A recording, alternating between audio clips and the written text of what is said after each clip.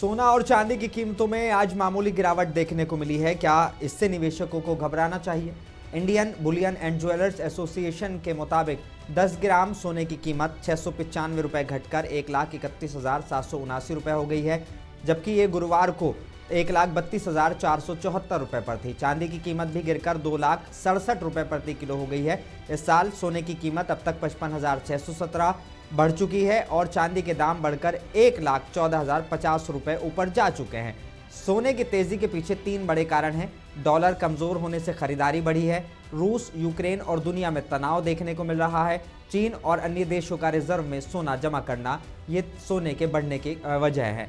चांदी की तेजी के 3 कारण हैं। इंडस्ट्रियल डिमांड में भारी बढ़ोतरी देखने को मिली है, अमेरिकी टैरिफ और स्टॉक पाइलिंग बढ़ा है, प्रोडक्शन रुकने का डर है जिससे खरीदारी बढ़ी है। इन सब का असर आने वाले महीनों में भी दिखाई दे सकता है।